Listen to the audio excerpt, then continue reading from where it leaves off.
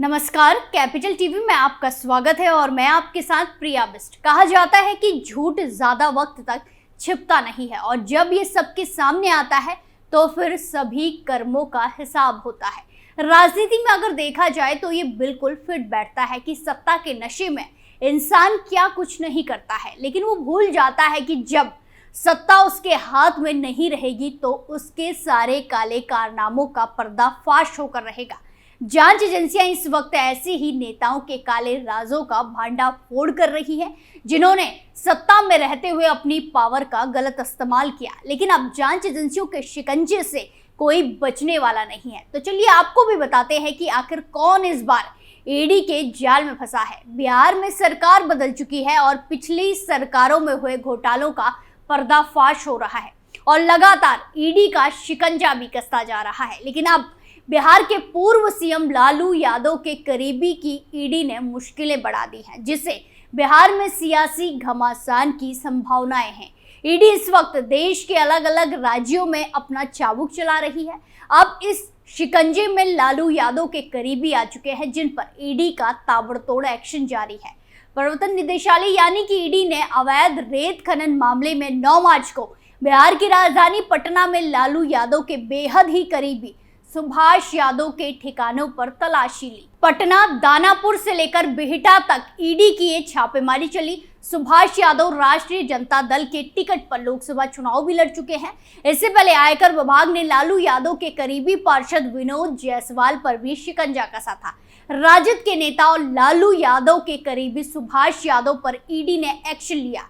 आरोप है कि सुभाष यादव बिहार में अवैध बालू खनन का कारोबार चलाते हैं। सुभाष यादव ने 2019 के लोकसभा चुनाव में सुभाष यादव ने झारखंड के चतरा से राजद उम्मीदवार के रूप में चुनाव लड़ा था। हालांकि वो चुनाव हार गए थे। सुभाष यादव पटना के शहपुर जिले के हेतनपुर गांव से हैं। वो ब्रांडसन कंस्ट्रक्शन प्राइवेट लिमिटेड नाम की कंपनी के मालिक है। 8 मार्च को बालू को लेकर ईडी ने नेता के ठिकानों पर जांच की थी। साथ ही बिहार पुलिस की तरफ से पहले दर्ज की गई कुछ एफआईआर से मनी लॉन्ड्रिंग का मामला भी सामने आया है। आपको यहाँ पर यह भी जानना जरूरी है कि इससे पहले भी आयकर विभाग ने सुभाष यादव के ठिकानों पर छापेमारी की थी। 2018 में पटना, दिल्ली और धनबाद में कार्रवाई हुई थी। राजद पर आयकर के और ईडी का खतरा मंडरा रहा है। सुभाष यादव से पहले आयकर विभाग ने लालू यादव के करीबी और सिवान से पार्षद विनोद जायसवाल पर भी शिकंजा कसा था। कोलकाता से आयकर विभाग की टीम जांच के लिए पार्षद के घर आई थी। बताया जा रहा है कि विनोद जायसवाल की कोलकाता में शराब की फैक्ट्री है। उनकी शराब फैक्ट्री की जांच में आयकर की टीम को गड़बड़ी मिली थी, जिसके बाद जांच शुरू की गई और टीम कोलकाता से पटना पहुंची। इससे पहले भी ईडी का चाबुक चल चुका है। पिछले साल ही ईडी ने जबरदस्त तरीके से छापेमारी की थी। बिहार में कथित बालू खनन घोटाले की जांच कर रही ईडी ने बड़ी कार्रवाई करते हुए 3 और आरोपियों को पिछले साल ही गिरफ्तार किया था। इनमें ब्राडसन कंपनी के निदेशक मिथिलेश कुमार शामिल हैं। इस कंपनी के प्रमुख आरजेडी एमएलसी राधाचरण सेठ उर्फ राधाचरण साहा है। उनकी पहले ही गिरफ्तारी हो चुकी है। मिथिलेश को ईडी ने गुरुवार को पटना में गिरफ्तार किया। केंद्र जांच एजेंसी ने झारखंड में भी सर्च ऑपरेशन चलाया और वहां से 2 आरोपियों को सुरेंद्र कुमार जिंदल और बबन सिंह को अरेस्ट किया। बताया जा रहा है कि ब्राडसन कंपनी ने झारखंड के धनबाद समेत अन्य इलाकों में बालू खनन का ठेका ले रखा था। जानकारी के मुताबिक बिहार में बालू खनन घोटाला मामले में केंद्रीय जांच एजेंसी ईडी ने झारखंड में एक सर्च ऑपरेशन को अंजाम दिया। इसके बाद 2 आरोपियों सुरेंद्र जिंदल और बबन सिंह को गिरफ्तार किया गया। इससे पहले ईडी ने ब्रॉडसन कंपनी के निदेशक मिथिलेश कुमार को पटना स्थित दफ्तर से पूछताछ के लिए बुलाया था। ईडी सूत्रों के मुताबिक उनसे अवैध खनन और कंपनी के काले कारोबार से जुड़े सवाल पूछे गए। संतोषजनक जवाब नहीं मिलने पर उन्हें गिरफ्तार कर लिया गया। मिथिलेश मूल रूप से सिवान जिले के रहने वाले बताए जाते हैं, लेकिन काफी समय से धनबाद में रहकर बालू के कारोबार से जुड़े हुए थे। बताया जा रहा है कि बालू के अवैध कारोबार से जुड़े मामले की जांच में पहले ही उनकी मिलीभगत सामने आ चुकी थी। जांच में ब्रॉडसन कंपनी और इससे जुड़े लोगों के काले कारनामों से संबंधित कई दस्तावेज ईडी को मिल चुके हैं। इसमें बड़ी संख्या में पैसे के अवैध लेन देन, मनी लॉन्ड्रिंग, दूसरे कई लोगों की काली कमाई में के निवेश के साथ साथ अन्य कई तरह की गड़बड़ी से जुड़े कागजात शामिल हैं। इस मामले में ईडी आने वाले दिनों में कई अन्य लोगों से भी पूछताछ कर सकती है। जांच के मुताबिक उसमें बिहार में बालू के अवैध खनन और अन्य स्तर पर धांधली बरत कर 250 करोड़ रुपए से अधिक के राजस्व की चोरी का आरोप लगा है। जांच पूरी होने के बाद यह आंकड़ा काफी बढ़ सकता है। बालू के अवैध कारोबार में ब्रॉडसन कंपनी की भूमिका मुख्य रूप से सामने आई थी।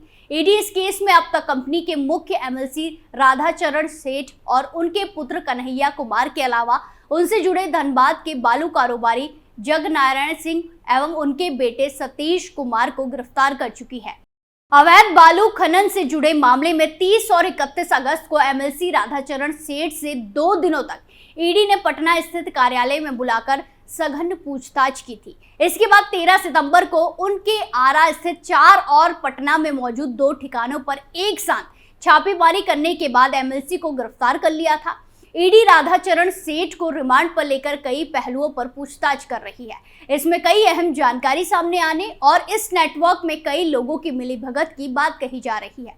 इस मामले में आगे की तफ्तीश ईडी के स्तर पर चल रही है। जांच के दायरे में कई और लोग आएंगे। सूत्रों से मिली जानकारी के अनुसार ब्रॉडसन कंपनी ने धनबाद समेत झारखंड के अन्य स्थानों पर भी साझेदारी या सीधे तौर पर बालू खनन का ठेका ले रखा था। बतौर कंपनी निदेशक झारखंड में बालू के कारोबार को मिथिलेश सिंह देखते थे। साथ ही कई लोगों की काली कमाई को निवेश भी ब्रॉडसन कंपनी में करवाने में उनकी भूमिका खास थी। प्रवर्तन निदेशालय यानी कि ईडी की टीम इन सभी पहलुओं की गंभीरता से जांच कर रही है। इतना ही नहीं, ईडी ने बालू खनन घोटाले में झारखंड के धनबाद से बालू कारोबारी सुरेंद्र जिंदल और बबन सिंह को गिरफ्तार कर लिया।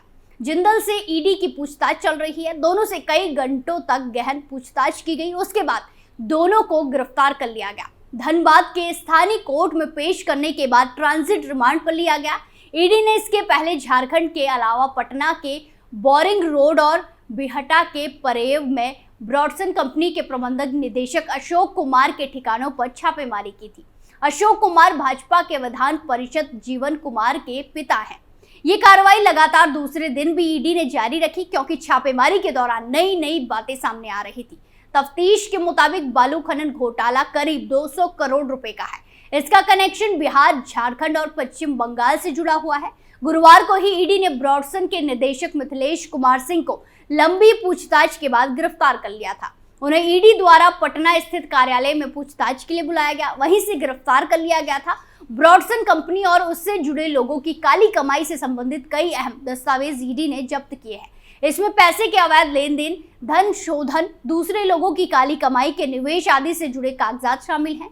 इस मामले में केंद्रीय एजेंसी कई अन्य लोगों से भी पूछताछ कर सकती है। जांच और छापेमारी के क्रम में ब्रॉडसन कंपनी की भूमिका को चिन्हित किया गया।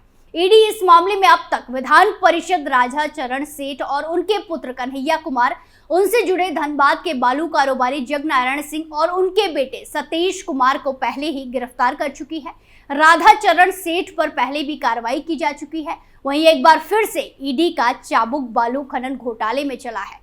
अब देखना होगा कि आगे क्या कुछ एक्शन देखने को मिलता है। आपका क्या मानना है, कमेंट करके जरूर बताएं। इस खबर में फिलहाल इतना ही। बाकी तमाम खबरों के लिए देखते रहिए कैपिटल टीवी। नमस्कार।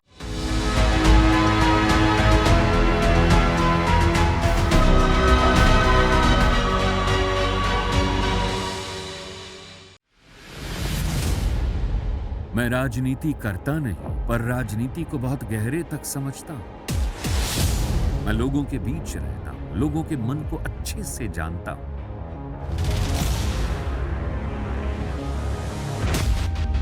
पब्लिक और पॉलिटिक्स की हर नब्ज को खूब पहचानता हूं। संघर्ष की सियासत से सत्ता के सिंहासन तक मैं हर खबर से खरा सच निकालता हूं। ना कोई दौड़, ना कोई race. Capital TV, Uttar Pradesh.